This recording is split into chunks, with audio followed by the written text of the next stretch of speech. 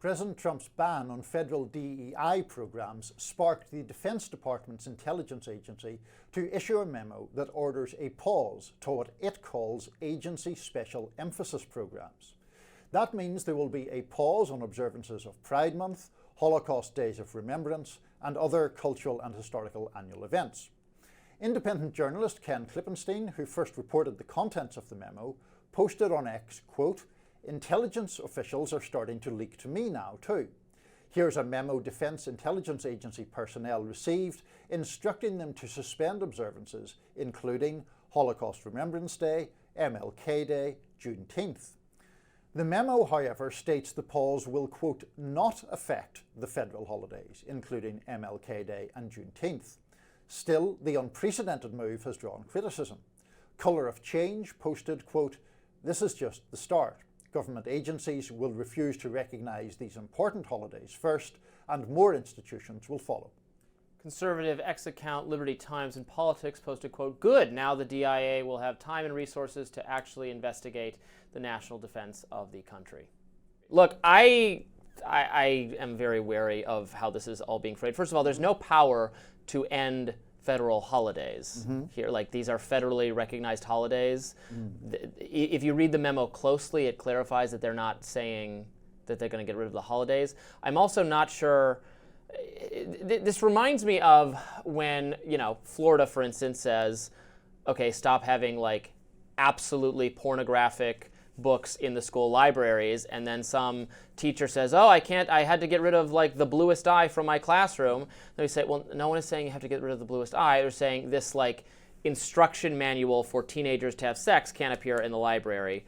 And this actually happened with teaching of the Tuskegee Airmen. Did you see that the other day? Yeah, I saw the headline. Go ahead. Right. Again, it's a quintessential case where some activist within the department said, oh, yes, this order stops us from doing this. And then, to his credit, Pete Hegseth swiftly clarified, absolutely not. You can still do that. We're not saying you can't do that anymore. We're just saying you can't do DEI training, race-based hiring, that kind of stuff. So similarly, I don't know what this means by, now maybe it is actually exactly as Ken suggests, but we're not getting rid of those holidays. I don't know what not observing the days actually means, or whether that is consistent with what the message from Trump actually is. I guess we'll find out. But I'm very skeptical. So on the point of, you're saying that you can't just erase federal holidays, but I assume there is some flexibility on the degree to which one observes federal holidays by giving people time off and so forth. So it seems to me at least theoretically possible that the existence of the holiday and the observance of the holiday are two separate things, and that Ken could be right in that regard.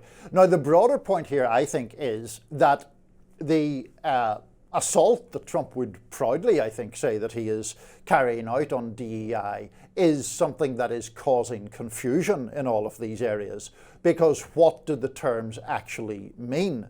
And so people on the right are often inclined to choose the most, we've talked before about DEI training sessions that seem to have rather specious lessons within them, and not the more universally accepted importance of, for example, acknowledging and observing Martin Luther King Day, which is obviously, I think, self-evidently important given the man's enormous, momentous significance to the country.